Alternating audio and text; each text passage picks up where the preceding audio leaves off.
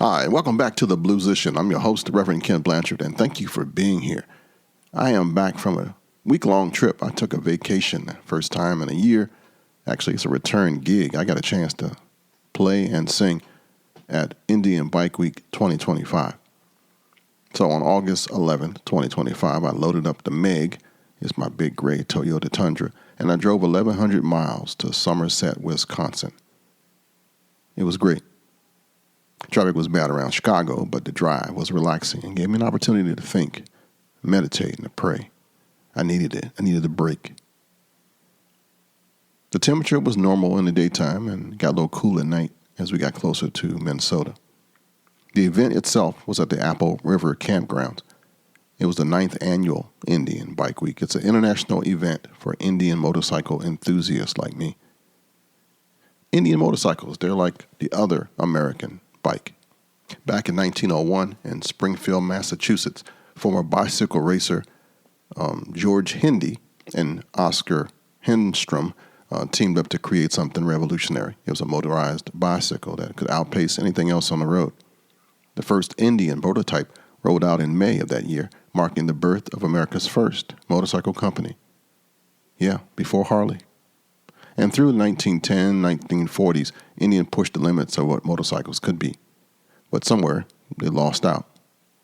The post-war years brought some challenges, and by 1953, Indian motorcycle had ceased production, ending its first great era. And over the next few decades, the brand name passed through multiple owners, each attempting to revive it, but they didn't make it. But in 2011, Polaris Industries acquired Indian Motorcycle. They owned the Victory franchise. And they had deep pockets and some engineering expertise, and they brought it back to its former glory. They created a new lineup, a Chief Classic, a Chief Vintage, and a Chieftain, and they kind of blended some finesse to it. It has all the makings of an American bike with the, reliability of the Japanese. Yeah. Performance machines was on top. The long haul bikes like the Roadmaster and the Challenger had a Power Plus engine. That's what I got. Even though I didn't take my bike, I was thinking about it. It's just that I couldn't do two things at once. I'm learning, right, that you got to be focused and stuff. So I made it up to Indian Bike Week after posting that I'm a musician, I'm practicing, I'm in this thing, becoming a musician. And I had posted a whole bunch of songs on YouTube, and the founder found me and said he really liked some of the stuff that I was doing and would I come out to Wisconsin to play. And the first year I said no. The second year I thought, carpe diem, seize the day.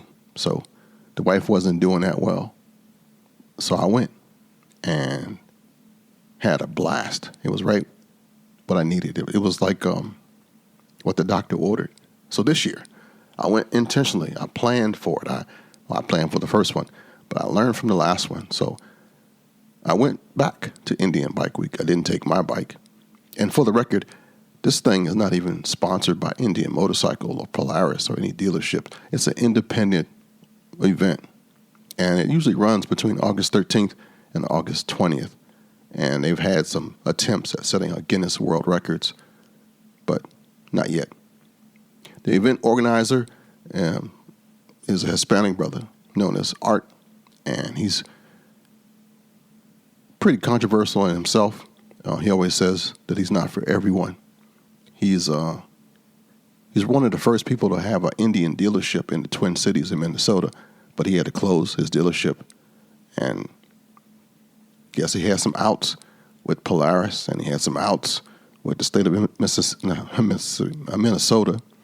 And despite all the stuff that he's done, he still puts on Indian Bike Week, and there's a good 200, 300 people who show up, and we have a good time.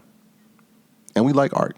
So despite all that crap, it's still one of the most, well, not it's the only one I've ever been to, but it's an independent rally for Indian bikes. That's what it's about. And I got a chance to play. Yeah.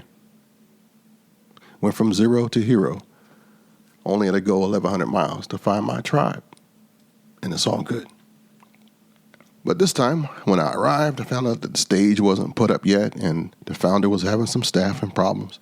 He put on a good face, though, but I could tell he was going through a tough time. His father was taking care of his brother, who has some emotional issues and tried to hurt himself pretty bad, actually. And his family was just going through. So, like everybody tells me, give yourself some grace. So I'm giving Art a lot of grace. And pretty much donating some of my time, because this stuff doesn't equal out if you do it financially. If you say, well, I'm getting paid for this event, and I am, it's not like you would want it to be. You know what I'm saying?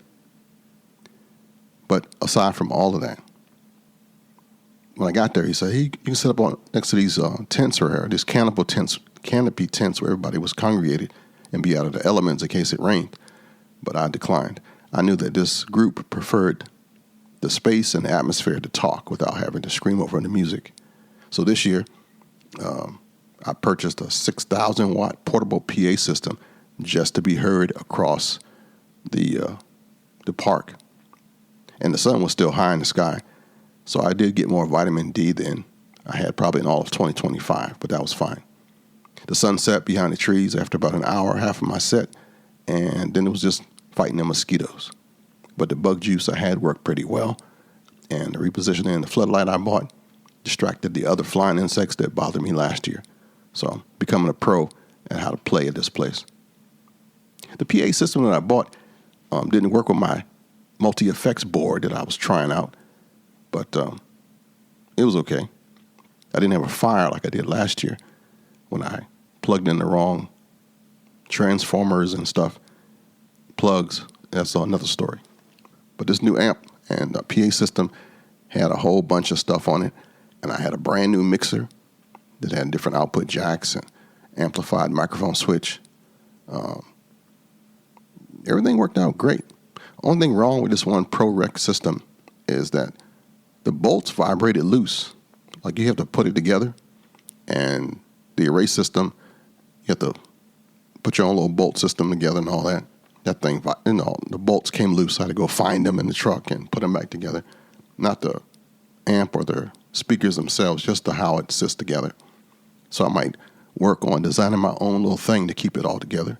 But aside from that, it was excellent.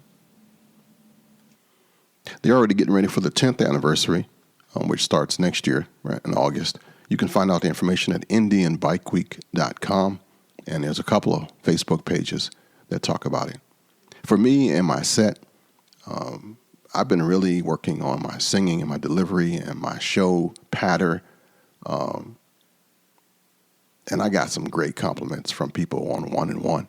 One brother who came from St. Louis, he said, Hannibal, Missouri. He said that, dude, you played everything from Fogelberg to Elvis, CCR, and James Brown up there. He said, I didn't know, and I could never do that. And that was like the greatest compliment for me, because as a new guy, I don't know if what I'm putting out is going to be received well. I'm learning my range and singing, and Ray Charles and Willie Nelson, George Benson, Dan Fogelberg. I even did a Nat King Cole that I didn't do too bad a job on. And that stuff just gave me really good feeling that I was putting it out. I was doing the right thing. It was music that people could talk to and over. I was the background guy. And then on the second night, this guy walked up on the stage and asked me, could he accompany me? He had a harmonica. And I knew it was a bucket list for this guy. He grabbed the microphone and went at it like he was a pro harmonica player. And he wasn't. But it was cool because we all are in the same place, actually. I could tell the joy that he had, that probably nobody would ever give him the opportunity to do that. And who am I to steal somebody else's joy? So it was cool. And another lady said she was a professional musician, and she had come from, I think, Seattle, and she wanted to know whether she could join me. So today I thought maybe next year we'll have open mic and a jam session. I'll put that out there to Art one night. Everybody can just go for it. It was good for me. It really was. On the third night, it rained. So I packed up everything and went out to dinner. Again, because I'm mental health and all that good stuff and get myself together. It was great. It was with my friends, and we ate by the river. And the next day, it rained again, but they moved me to a different location, a better location. It was in a concession stand, and it was undercover. Lightning storm came, thunder. It was really scary out there, but I was undercover, and the speakers pushed the sound down the hill and to the canopy tents, and everybody was cranking. They stayed there. There's a lot of people who camped out at the campgrounds, and when the weather broke, they all rushed up the hill, and we had like an intimate little gathering, and I didn't disappoint. The voice held up, and I played my heart out, and I sang my heart out. And a couple of times, it sounded good to me. What was good was, it was so good, my main man, my traveling buddy, he ain't record none of it because he was into it. That happened the whole week. He'd record like the end of me singing or the end of me playing or something. I mean, it was like a snippet. So I still got to find a way to record myself so I can edit my own crap out so I can share it with you. But man, I feel good. I do. It was good fresh air. It was good time to be by myself. It was a good time to be with other people. It was good to be away from home. I got rest, relaxation. The job is crazy. I'm still working. And they're trying to close down the whole government agency that I'm supporting. So stress is out there. But I didn't have it last week. That's why I was gone. You know, I actually slowed up on my YouTube music as well. Because whenever I do a really good cover, it gets a copyright strike, which is funny. But I hope to ease back into playing more and putting it up for you to see that the bluesician lives. I'm in a good place right now mentally, spiritually too. And I want to keep on living until I die. God has been so good to me, so gracious to me, so merciful to me. He allowed me to get my stuff together, gave me another chance to get it right. I'm not going to let him down. I'm hoping that I can continue to play and you will get a chance to see me live somewhere. I'm not trying to sell out stadiums or any of that. I'm learning this music business is tough right now. People are selling albums and stuff from back in the day. Streaming doesn't really work. That's why musicians are doing a lot of live stuff so they can get paid to live. So I'm trying to find my niche in this whole thing, or niche, depending on who you're talking to. But this thing brings me passion. I can't recommend it enough. If you are talented, want to be talented, try playing. Doesn't have to be the guitar either. Music is a language all by itself, and almost the whole world speaks it. Who would know that me playing blues and rhythm and blues and jazz and country would bring me so much joy? It's just what the doctor ordered. What's really bad is when you're looking for money. That's when it always messes up. You'll be like feeling really good, and then you're just like, well, can you play at my party? And then you'll play and you're having a good time, and then they don't want to pay you, or they can't pay you, or payment's late. It just kind of sucks the happiness right out of it. But if you played for free from the beginning, you could like walk out of there and say, well, I did a good job. But who can live like that? So it's part of the thing. I currently have 2 invoices outstanding that I got to bird dog down now. But that's okay. It's all new to me. More of the adventure. And I thank you for being here and listening to it. So what happened? I went to Somerset, Wisconsin. I played for Indian Bike Week 2025. I plan to play again for 2026. I'm hoping to get at least one gig a month around the metropolitan D.C. area. I'm playing at seniors' parties and retirements and Christmas and Halloween's coming up to do private parties. I'm hoping to get back on YouTube to play and to grow and to get even better. If there's a question that I can answer for you, feel free to drop me an email at ken.blanchard@gmail.com. That's Ken with 2 N's. And Blanchard is spelled BLANCHARD. And you can go to bluesician.com to track and to follow and see what I'm doing next.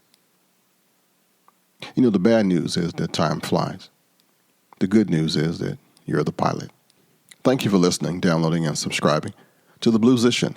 I'm your friend and your brother from another mother, the Reverend Ken Blanchard, and thank you for being back. If you like what you heard, please tell somebody. Until next week, shalom, baby.